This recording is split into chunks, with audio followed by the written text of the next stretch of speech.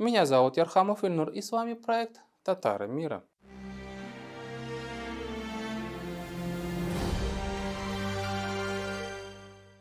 Откуда вдруг башкирские историки, политтехнологи взяли тему с башкирскими родами? Источником знаний о башкирских родах и племенах в Башкортостане принято считать многочисленные родословные, у которых есть немало всяких различных вариаций. Но есть общая отсылка к произведению Дафтари Чингизнаме, записанная анонимным автором в 17 веке. О Дафтаре Чингизнаме, к сожалению, сегодня в школах нашим детям, татарам, не рассказывают и вряд ли расскажут в обозримом будущем. Однако именно произведение Дафтаря Чингизнаме, именно толкование, рассуждение, строящееся вокруг этого татарского исторического произведения, является основой в Башкортостане для, можно сказать, зомбирования, что ли, или перепрограммирования умов простых людей, простых татар, и уж тем более детей в местных школах. Думаю, постоянные зрители и комментаторы наших видео в курсе этой неприятной истории в школьной программе. Итак, давайте же разберемся, что это за произведение такое. Дафтари Чингизнаме, составленное в 17 веке. Почему это произведение циркулировало из уст в уста на протяжении многих веков в татарском народе. Что хотел сказать анонимный автор? Хотя, наверное, лучше тут сказать составитель Дафтара Чингизнаме этим своим произведением. А какой у него главный посыл татарскому народу? Причем этот посыл проходит насквозь, через века. В чем же он заключается, этот посыл? Сначала давайте познакомимся, с чего это вдруг башкирские историки произведения или сказания Дафтар Чингизнаме, а точнее отдельную его главу, посвященную биографии Чингисхана, его рода, считают выражением истории только башкирского народа. Один из ключевых современных комментаторов Дафтара Чингизнаме – это башкирский историк Азнабаев Булат Ахмерович. У него есть статья «Апология власти племенной знати в Дафтаре Чингизнаме», опубликованная в журнале «Золотоордынское наследие» Института истории Марджани в далеком 2009 году. Что такое вычитал Азнабаев в Дафтаре Чингизнаме? Вместе с тем, исследование сопутствующих данному памятнику фактов показывает, что такой источник Дафтара Чингизнаме предназначался для оправдания специфической политической ситуации, которая сложилась в Башкирии в 13-15 веках. Это мнение основывается не только на том, что в произведении упоминаются в основном известные башкирские роды, исторические деятели и башкирская топонимика. То есть Булат Азнабаев нам хочет сказать, что Дафтар Чингизнаме о башкирских родах только потому, что упомянутые там роды, исторические деятели сегодня известны именно как башкирские, и что там упоминается башкирская топонимика. Жаль, конечно, что Азнабаев не перечисляет хотя бы примерами, упоминающиеся там эту самую пресловутую башкирскую топонимику. А какие доказательства приводит Азнабаев, которые бы указывали все-таки на то, что Дафтар Чингизнаме рассказывает о башкирских родах? А больше нет никаких доказательств. Получается, что упомянутые в Дафтаре Чингизнаме рода по определению башкирские, и поэтому никаких рассуждений тут быть не может. Дальше Азнабаев, отталкиваясь от текста Дафтара Чингизнаме, рассуждает, что именно Чингисхан дал начало башкирским родам, раздав им родовые символы и атрибуты. Это во-первых. А во-вторых, именно Чингисхан, мол, заложил начало башкирскому вотчинному праву, когда вместе с атрибутами и символами раздавал еще и земли. Скандальный и разжигающий межнациональную рознь серии книг по истории башкирских родов есть более-менее пространные уже рассуждения и попытки представить аргументы, что рассказываемые в Дафтаре Чингизнаме рода на самом деле башкирские. И эти попытки предпринимаются башкирскими историками. Возьмем, например, том книги, посвященный якобы башкирскому роду Гайна. Вот что там пишут авторы в качестве доказательства башкирстости упомянутых родов в Дафтаре Чингизнаме. Башкирское происхождение литературного памятника не подлежит сомнению по нескольким основаниям. Во-первых, почти все имена беев, фигурирующих в сказании Кысай Чингисхан, являются именами вождей или эпонимами башкирских родов. То есть эпонимы – это когда имена вождей становятся нарицательными. Что-то вроде, когда, например, сыновья и внуки Ярослава становятся Ярославичами в русской традиции. Санакле – сын Кунграт-бея, Уйшин Майка-бей, Урдач-бей, Тамьян-бей, Кыпчак-бей, Джурматы-бей, Креит-бей, Муйтен-бей, Бурджан-бей, Салчут-бей, Чагтай-бей, Калдар-бей и, наконец, Буркут-бей. То есть авторы книги нам заявляют тот же самый аргумент Азнабаева, только сказанный другими словами. Дафтар Чингизнаме, ну или как предусмотрительно башкирские историки его называют, то есть переименовывают в Кысай Чингисхан, якобы реально о башкирских родах, потому что основная часть этих родов якобы видна сегодня только у башкир. Вот же смотрите, как раз по этим родам с 2010-х годов были написаны несколько десятков толстенных и однообразных книг по истории башкирских родов в Башкортостане. Но на самом деле мы же видим, что эти же рода есть и у других тюркских народов. Получается, башкирские историки занимаются откровенным рейдерским захватом всего тюрко-татарского наследия. Второй аргумент от авторов книг про якобы башкирские рода заключается в том, что, видите ли, в числе приближенных к Чингисхану беков есть такие персонажи, которые в действительности не существовали как реальные исторические личности.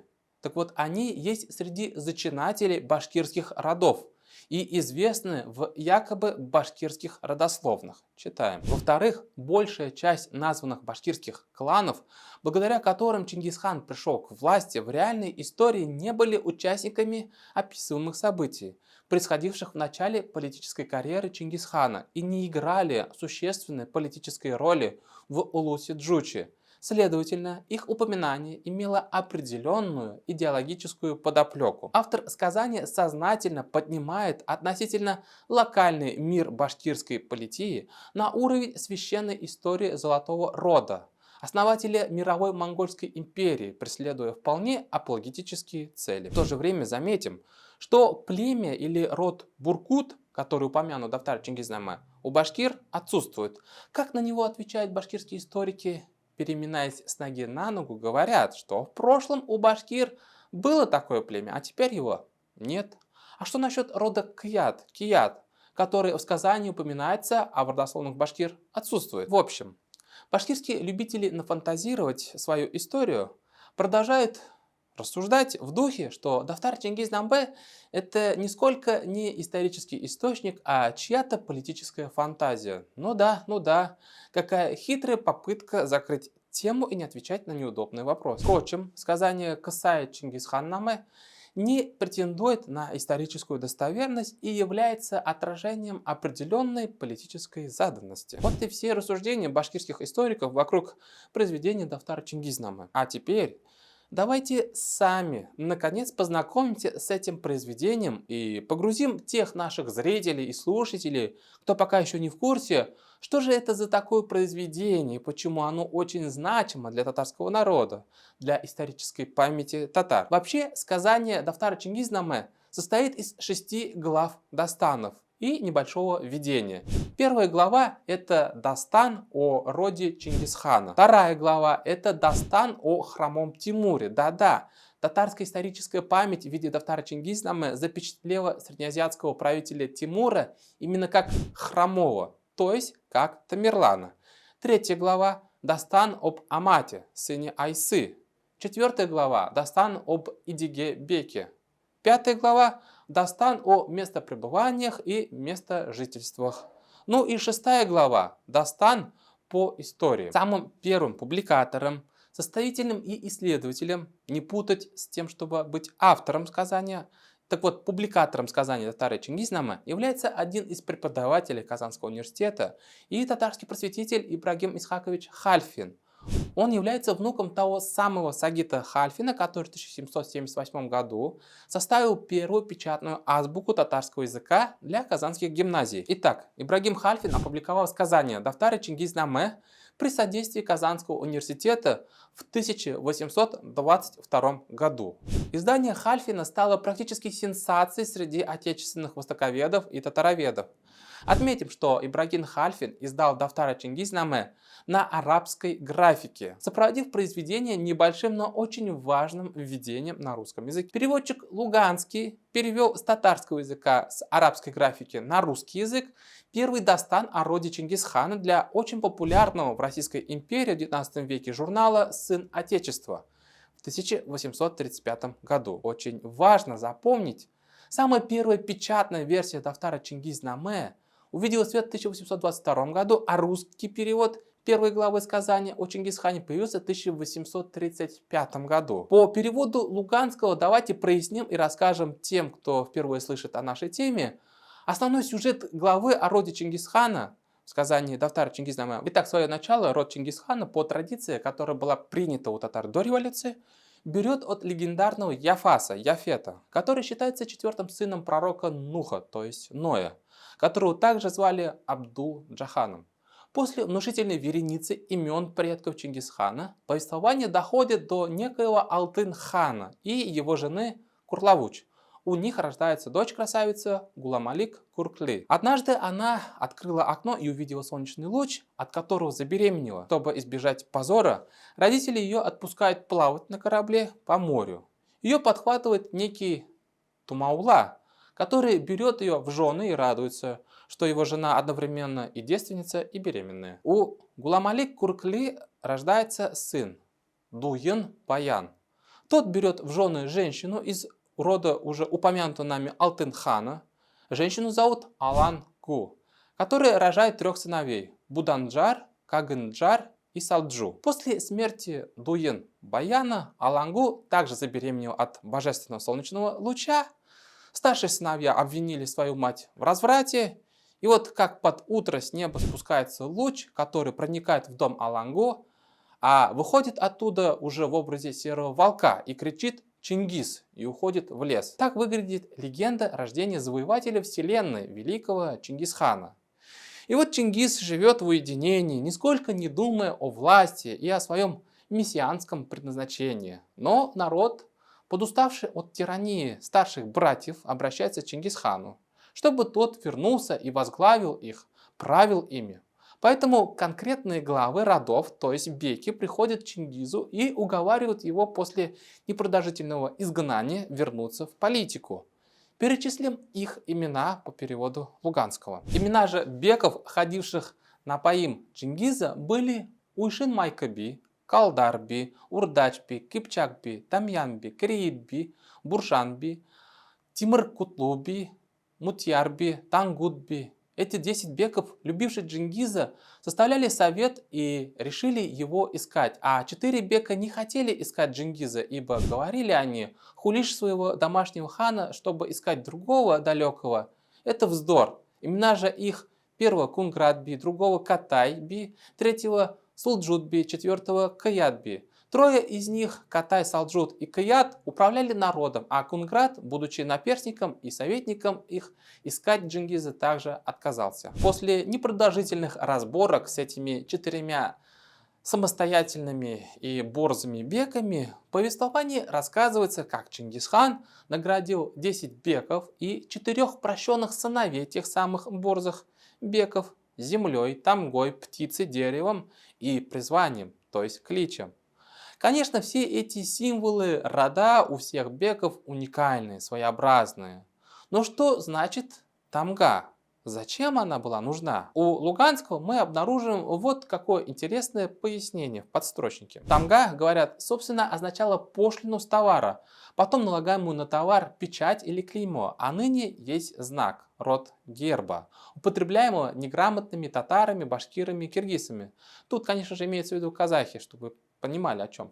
При рукоприкладстве, вместо того, чтобы наш мужик всегда кладет крест, башкир ставит тамгу свою разного вида и узора. Некоторые роды башкиров и поныне еще присваивают себе и роду своему известное дерево или птицу, древний обычай, который служил для обозначения родов и племен монголов, а с завоеванием ими турок или татар и с присоединением их к себе перешел и на этих. То есть переводчик Луганский читателю сообщает, что тамга является ключевым атрибутом, ключевым символом для татар, башкир и киргизов.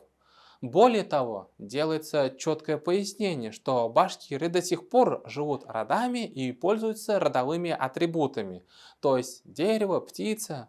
Причем этот же переводчик Луганский пишет о том, что у башкир все эти атрибуты появились благодаря тому, что их завоевали монголы. Мы не смогли найти подробную информацию об этом переводчике 19 века, об этом некоем Луганском. Неизвестно, есть ли у него какие-то этнографические знания, кто он вообще такой. Бывал ли он сам лично в Башкирии, раз так пишет и рассуждает о башкирах, как будто сознанием дела прям-таки. Разбирается ли он, а кто такие эти башкиры, чем башкиры отличаются от татар? В общем, у нас масса вопросов, а значит и сомнений в правильности утверждений Луганского относительно башкир и их родовых там. А что по этому поводу думает непосредственно сам первый публикатор Дафтара Чингизнама Ибрагим Хальфин? Не кажется ли вам, что первому публикатору сказания, нашему татарскому просветителю и интеллектуалу, который составил конечный текст сказания по имевшимся на его руках рукописям Дафтара Чингизнама, виднее, понятнее вопрос про тамги?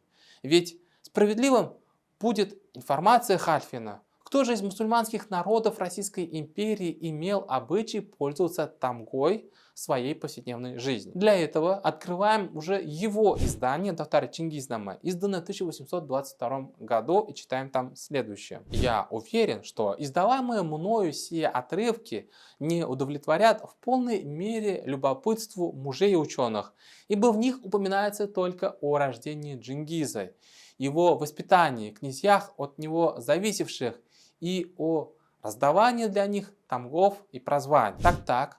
А какое пояснение к слову тамга предлагает сам Ибрагим Хальфин? Читаем подстрочник, написанный его же рукой. Под именем тамга, собственно тамга, надлежит разуметь знаки или клеймы, которые употреблялись имевшими оные в грамотах, на печатях и деньгах или заменяли герб. Ныне же употребляются безграмотными татарами вместо рукоприкладства. Ставят их на товарах и скот. То есть получается, что для Хальфина в 1822 году был только один народ, который ставил тамгу. Это татары.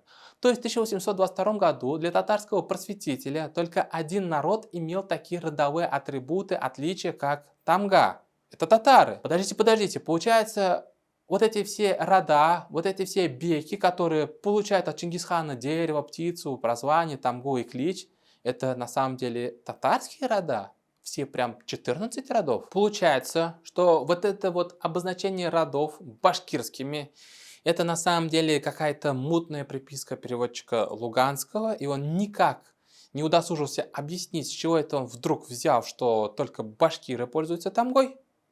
Я вам больше скажу. Никакого слова башкир, башкурт или что-то близкое фонетически этому не упоминается в главе про Чингисхана в произведении Дафтара Чингизнама. Откуда же взялись упоминания имен этих бегов в родословных, которые сейчас бессовестные башкирские историки называют башкирскими, и с помощью которых родословные обосновывают наличие башкирских родов? Вопрос хороший. Сделаю аккуратное предположение. Вопрос этот решается на самом деле чисто технически. Берем книгу «Башкирские родословные», где якобы собраны почти все якобы башкирские родословные. И смотрим даты составления или написания этих родословных. Вы знаете, я не обнаружил ни одно родословное, которое было бы составлено раньше 1822 года, того самого года, когда благодаря труду Ибрагима Хальфина татаро-мусульманская интеллектуальная среда Поволжья и Урала познакомилась со сказанием Дафтара Чингизнама. Абсолютно все родословные, которые вы можете прочесть в книге «Башкирские родословные», редактором которого был, кстати говоря, башкирский историк Раиль Кузеев, были составлены во второй половине XIX века.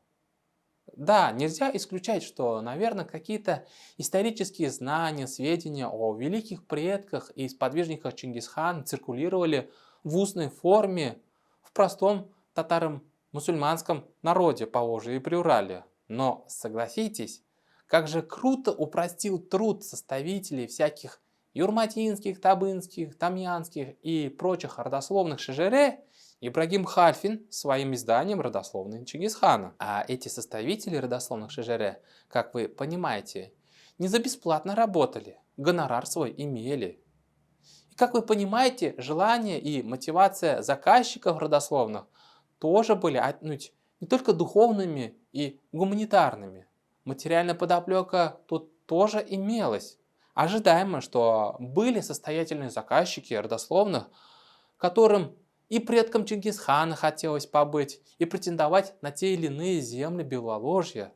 тоже хотелось. А тут Ибрагим Хальфин предложил, фактически печатно зафиксировав, широкий ассортимент интересных исторических и легендарных личностей, от которых можно сплести генетическую связь. Конечно же, были семьи и рода, которые честно хранили память о своих предках, бережно передавая память о них из поколения в поколение. Но согласитесь, что когда перед тобой, перед твоей семьей маячит перспектива судебного разбирательства с соседней семьей, которая заявляет свои права на твою землю, обосновывая это тем, что восходит, например, от какого-нибудь легендарного Ульшина Майкебея или имеет на руках какой-нибудь подозрительный ярлык от Ивана Грозного, то трудно, конечно, устоять, чтобы не внести важные корректировки в свою родословную. А где взять для этого знания о беках Чингисхана? В книге Ибрагима Хальфина. Кто же мог быть автором этого грандиозного произведения Дафтар-ы Чингизнаме? Татарский историк Миркасым Усманов пытался ответить на этот вопрос, который его тоже мучил. Однозначно, что анонимный автор татарского сказания был очень начитанным человеком, которому были доступны исторические произведения в последней четверти 17 века. Мог ли быть автор Дафтара Чингизнаме каким-нибудь мусульманским деятелем? Имамом мечети, например, богословом? Вряд ли. Язык, на котором написан Дафтар Чингизнаме, очень близок к разговорной речи. Очень похоже на казанско-астраханское наречие, как сказали бы сегодняшние татарские филологи и лингвисты. В произведении Дафтар Чингизнаме нет наукообразных арабо-персидских терминов и понятий, которыми бы обычно сыпал любой мусульманский религиозный деятель. Скорее всего, автор Дафтара Чингизнаме из-за своей начитанности имеет прямое отношение к татарскому военно-служилому сословию, татарским князьям, например, мурзам, к служилым татарам. И скорее всего он видел, как в 17 веке Российская империя несправедливо обходилась с респектабельными татарскими лендлордами, вынуждая их переходить в христианство, православие. Иначе они лишались своих земельных активов.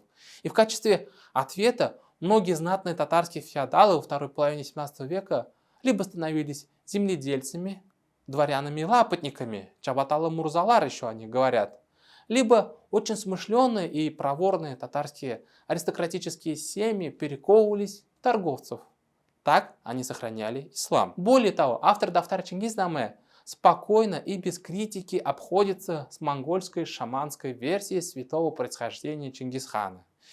Имамы бы постарались все-таки как-нибудь омусульманить происхождение Чингисхана. Таким образом, автор Дафтара Чингизнаме был, скорее всего, представителем татарского высшего феодально-аристократического общества, но который имел свое критическое отношение к русской монархии и который воспевал уже отдельный опыт монархизма, отдельный государственнический опыт татар в Золотой Орде. У анонимного автора свое понимание монархизма, свое понимание того, каким должен быть царь. В чем он заключается? Автор сторонник такого общества, когда достойный хан на самом деле является сыном народа, то есть халық улы. Такой правитель – это не монарх-самодержец, который правит как хочет и ни с кем не считается. Чингисхан, определяемый в сказании как халық улы, сторонник коллективного руководства страной, народом. Даже, наверное, можно в этом углядеть что-то в виде парламентаризма, демократии, что ли. Да, именно с таким мотивом лучший правитель правит, оглядываясь на совет, считаясь с этим советом, уважая этот коллективный совет. И именно этот посыл он шлет последующим и будущим поколениям татар. Определенно, давая понять, что для татар никакая диктатура, тирания и неограниченное самодержавие от природы неприемлем. Хотя мы должны прекрасно понимать, что у автора Дафтара Чингизнаме есть некие двойные стандарты. У него, если речь, например, идет о страданиях и недовольствах, то фигурирует народ, некая масса простых людей. Но если дело касается каких-нибудь решений государственно-политических проблем, то тут на сцену выходят беки и главы родов, на которые опирается Чингисхан. Именно поэтому Чингисхан заключает союз не с какими-то там демократическими силами, массами или партиями. Нет, конечно, Чингисхан заключает союз с беками, предводителями знатных родов. Так что правильнее будет сказать так. Да, автор Дафтара Чингизнаме на основе исторического и фольклорного материала создал произведение, где доказывает, возносит справедливость и благость демократических устоев государства, органично обрамляющих монарха, царя. Однако здесь не идет речь о демократическом обществе, о демократии. Здесь речь идет о власти демократов, о демократии для аристократов. Ну, то есть ближайшего и знатнейшего окружения Чингисхана. И тут царь и совет беков – это равностепенные силы. Наверное, сегодня мы не совсем посылом автора можем согласиться, понимая, что беков, аристократов тоже было бы неплохо так ограничивать, чтобы они не борзели и не притесняли простой народ, людей. Кстати говоря, прочтя Дафтара Чингизнаме, вы не найдете места, где бы автор сообщал о каких-нибудь кровавых завоеваниях Чингисхана. А такие завоевания были на самом деле. Автору не это важно. Ему важно, как в мирное время Чингисхан консультируется и взаимодействует со своим советом беков глав родов. Причем автор намеренно принижает сыновей Чингисхана, называет, например, Чагатая глупцом, а других его потомков и вовсе игнорирует. Почему? Да потому что у автора есть понимание, что порой природа на детях легендарных и достойных отцов-правителей отдыхает. И что справедливого царя делает справедливым не только его высокое происхождение, не только его великий отец, а взаимовыгодные и равностепенные отношения с ближайшим кругом окружения, с советом беков, глав родов, и его личные качества, от которых народ видит благо. Может, сейчас такие установки анонимного автора Дафтара Чингизнаме кажутся, слышатся чем-то устаревшим и каким-то пройденным, преодоленным монархизмом. Но не торопитесь делать выводы, а лучше призадумайтесь.